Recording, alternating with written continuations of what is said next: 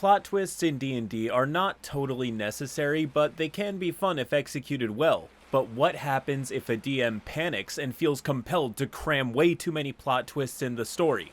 You get a confusing hodgepodge that makes no sense at all, or you get the greatest fiction story ever told. Nah, come on, you know why we're here. Roll post.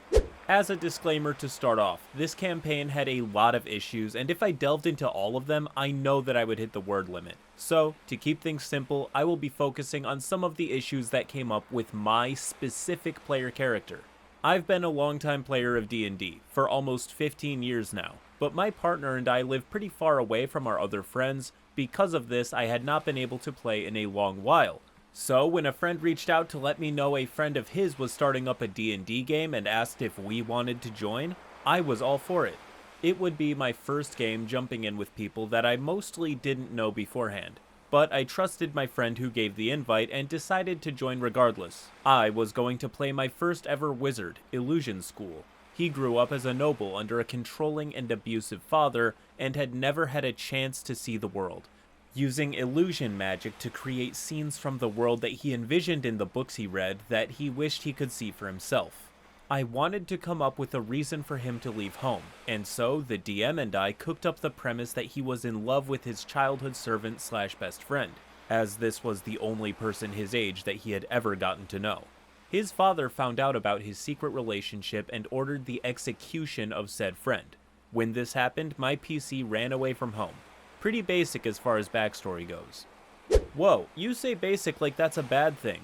I wouldn't call this backstory bad by any means. I actually love it because it's short enough to implement, but it adds so much to the game.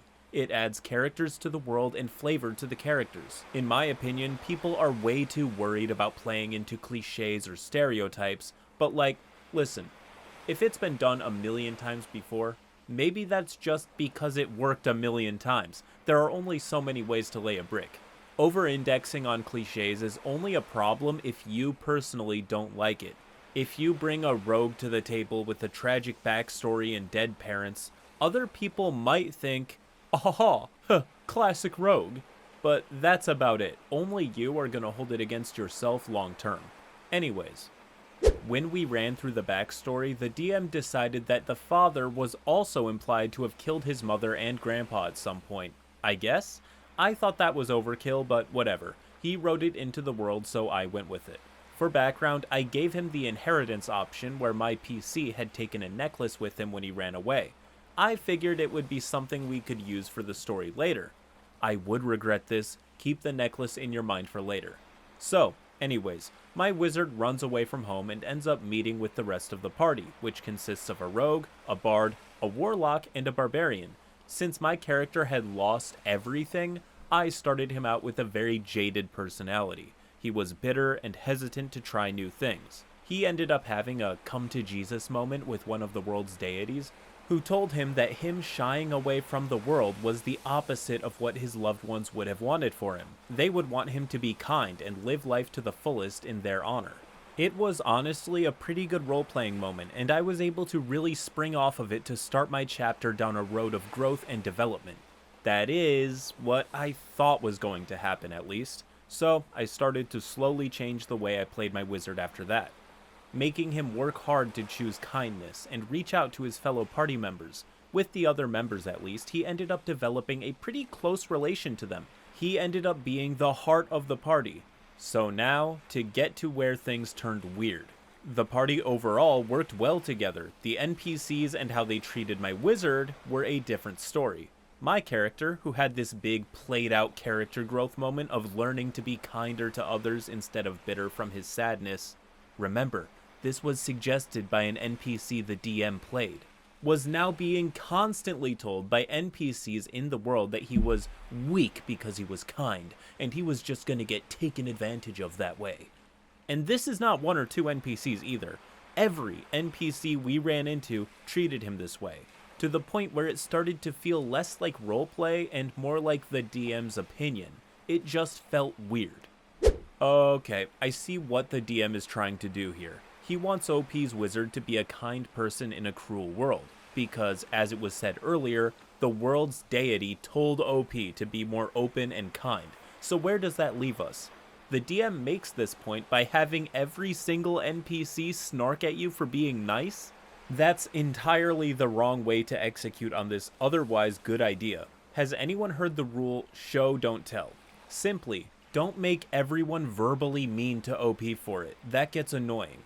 Just demonstrate through world building that this is not a kind place and good people are rare. For example, maybe you share a loaf of bread to someone in need who's shocked and doesn't believe that anyone would care about someone as low as them. And then you add a snarking NPC. You see, that adds the cruel world aspect, but also rewards the player for playing the way you told them to. If you're DMing for roleplay heavy kind of guys, then the easiest way to give them the biggest reward is simply validate through the roleplay moments that the character who they imagined is the character they're playing. And that is honestly the best advice I could possibly give to any dungeon masters out there. I'll say it again in one easy sentence. Let their character in-game line up exactly with the character they created out of game. If they want to play a beloved hero, let them publicly beat a monster back while the city cheers. If they want to play a mysterious drifter, give them opportunities to be mysterious. Have an NPC try to get to know them better so that the player can affirm how mysterious they are by getting to choose silence instead of just being silent. There's a difference. I'm getting off topic, but some of you will get what I mean. Anyways, before we continue, I should briefly mention some general issues with the campaign as well. Firstly, through the campaign, the DM liked to throw us into battles that were way above our character's capabilities, and then have his NPC characters come in and save us. This happened in nearly every combat encounter? Second, he would always have a single way to solve a situation, and then have an NPC show up. I'm sorry. Second, he would always have a single way to solve a situation, and then have an NPC show up to explain it to us in a condescending manner when we didn't figure it out immediately.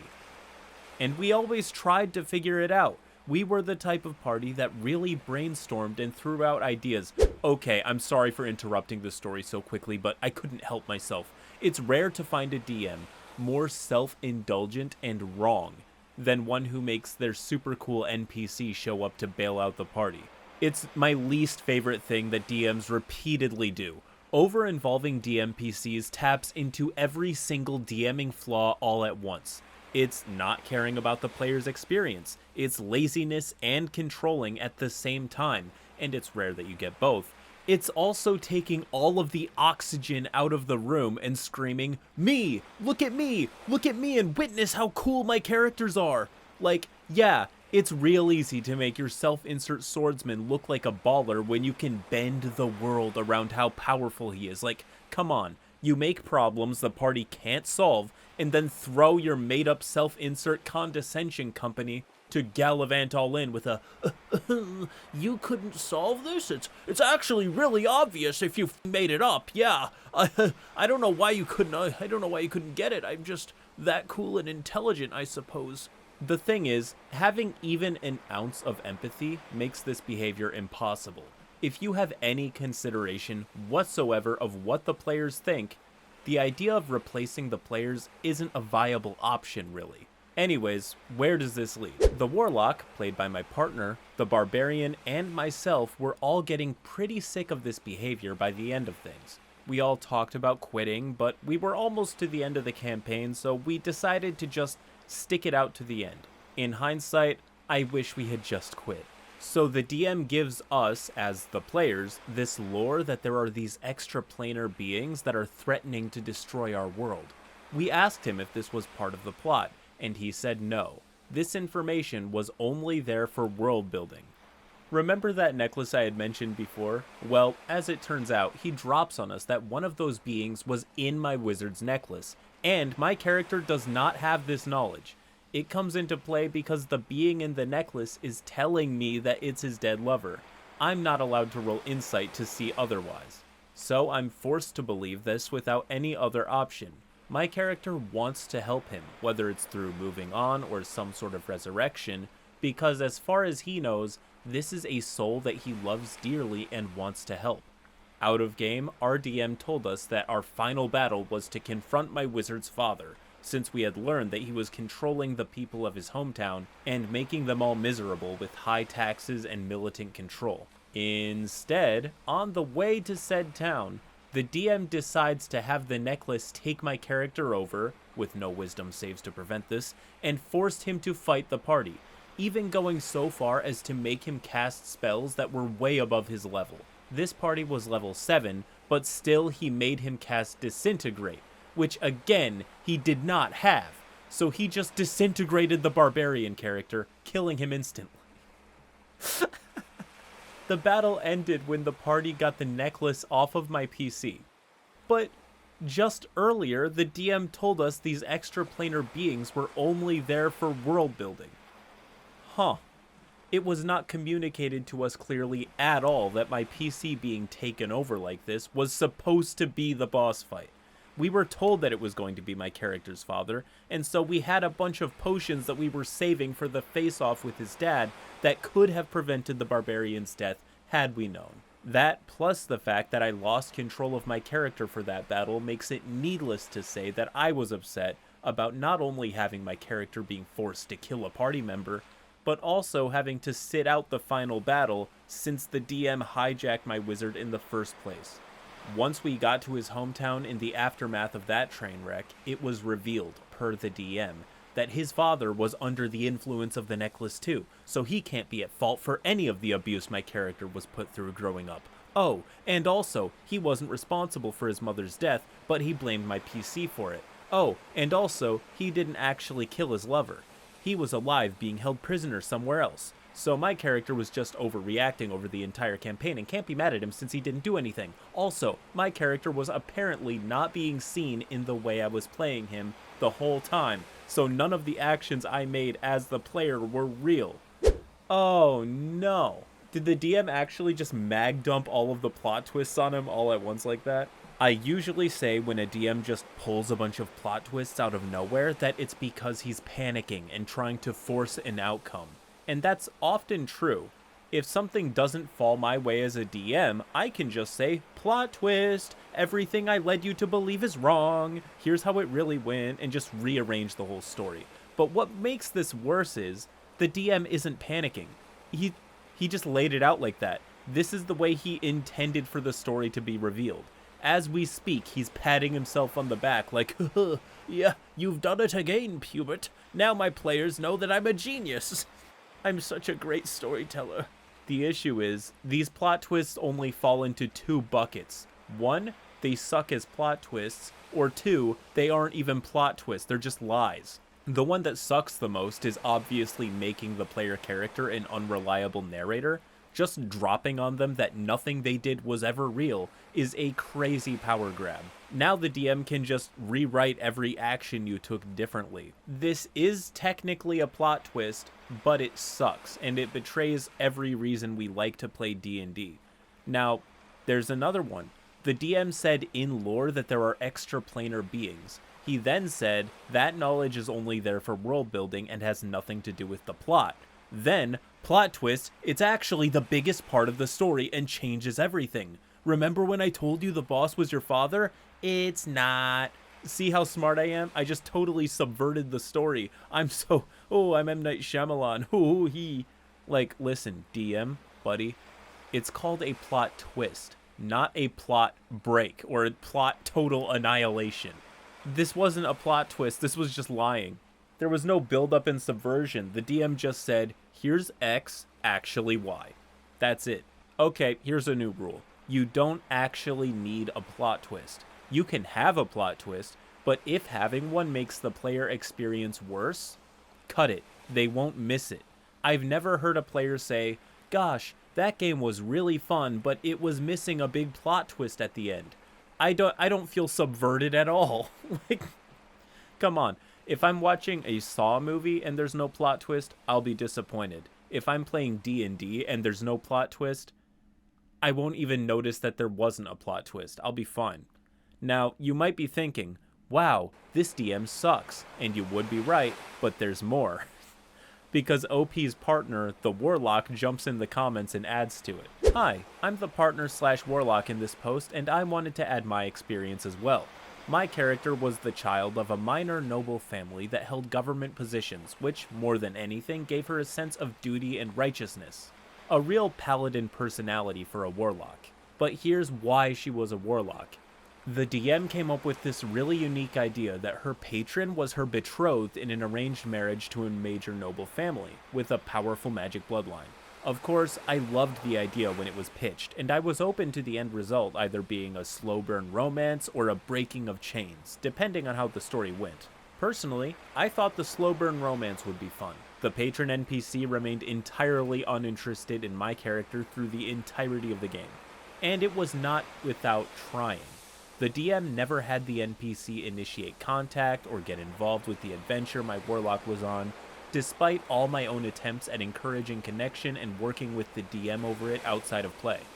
The lack of effort from the DM to flesh this out really irked me, but I tried to shrug it off for the bigger picture. This wasn't the worst of it though. Things in-game did start out interesting. We even had a tournament arc, which my warlock won and made some nice gold. She shared it with the party, using it to help fund her adventure overall. Fast forward a few sessions later and my character gets pickpocketed, all of her gold, by a kid belonging to a thieves guild. Our party went to confront the guild about the stolen gold. The DM seemed to set up the scenario so that we would do a job for the guild and earn the gold back. Instead, my warlock gets captured and a collar worn by slaves of the region was placed on her that would instantly kill her if she tried to remove it. We did get a job quest, but the reward was that my warlock would have her collar removed and keep her life. After that railroad was settled, I only got back a fraction of my coin. The DM, in one fell swoop, took away my previously earned reward. Can this DM do anything right? At all? He just keeps hitting new lows. The kid pickpockets you, so you have to follow the quest line to get your money back. Okay, annoying subpar quest line, but fine, whatever. The Fallout slave collar technique though? What? One of the main reasons, maybe the main reason we play these tabletop games is because of the freedom we get. Putting a kill collar on them specifically to take that freedom away, it totally betrays the biggest advantage D&D has over other games. But okay, you suffer through it, put your nose down, work, eventually you get the collar off, just to receive a fraction of your money back. That just adds insult to injury. DMs who behave this way are clearly more interested in the control rather than the storytelling aspect of D&D and should just stop. Just stop. Unless you're willing to do a lot of soul searching and improving, this is just terrible in every single way, and not in the way that experience tends to fix, because it's a misalignment of priorities. Anyways, in the later part of the campaign, after my character has been ignored by her NPC connection to the DM's world, and I'm already disenchanted both by how the DM has handled our battle encounters, how the other NPCs treat the wizard, and now how my warlock has been treated, instead, my PC finds herself drawn into a relationship with the barbarian. This ends up being something the DM doesn't like, however, as he had set up an NPC that he intended to end up with the barbarian. This NPC was a childhood friend who grew up almost like a sister, so the barbarian was not interested in that route. Though the DM clearly had a shipping preference with the barbarian, he had done nothing to set up my alternative to begin with. I can understand having NPCs you favor playing or you prefer interactions with, but the double standard here was obvious. Rather than get a happy ending to the campaign, the barbarian is killed by our wizard under the DM's control without my partner's consent to be the BBEG. And while I don't think targeting the barbarian was fully intentional, I can't shake the feeling that it was some kind of retaliation for us deviating from the DM's intended story. Oh, yep, I wouldn't put it past him. I don't mean to overstep, but we read all of these things the DM did. He did everything textbook wrong, but he draws the line at petty vengeance? No. He casted a spell way higher than the level of the caster just to get the barbarian disintegrated. It's absolutely fair to conclude that this was personal. Now, OP responded to their partner with one last comment, We're at the bottom of the iceberg here, but believe me, there are still surprises. Here it is. The slave collar was abhorrent in my opinion. It wouldn't just kill you if you tried to take it off either. It was if they felt like it, or if you strayed too far from town. And the lovely little note that it would cut your character's head off and instantly kill them with, once again, no saves or rolls to get out of it. The DM's way or your PC dies once again. But not just that, the fact that the tournament was actually really hard to win and your character got second place in her division because you were clever and used everything that she had at her disposal within her class to do so. It genuinely felt hard-earned. Something about stripping a player of a hard-earned reward that they worked over several sessions for sits poorly with me too. I tried to limit details in my post because it was already getting long as hell, but thinking back on it, I'm remembering the surprise drop to my wizard's charisma without warning by 4. It was already only at 9, so making it 5? He already has that and strength in the negative. Like, I willingly handicapped myself by asking for charisma to be lower than the original roll in order to play into the character how I envisioned him. And when I was already putting so much thought into how I roleplayed my character based on his stats, I wasn't sure how to make it worse without him becoming impossible to play. The DM really said, just make him uglier. Like, bro, what? I draw this character constantly and craft such love into my PC's designs and how I play them. What's your problem? I'm still lucky that the whole table was so upset by that choice that he had to retcon it. It was way out of line. Yes, player mutiny. Seriously though, I feel like I'm criticizing a speck of dirt on a trashed and corroded house, but this is just more evidence that the DM does not care about the player perspective at all. There are DMs who are unaware of the player perspective, but they usually mean well and they can get it. But this is a DM who doesn't care about the player perspective. Was I wrong for taking away all of these charisma points? No, you need to be uglier. Because as everybody knows, there's no such thing as charisma without meeting conventional beauty standards. That's why there's no such thing as a likable ugly person. Like really, is that what we're getting at here? Get real. Anyways, only a little bit of story left.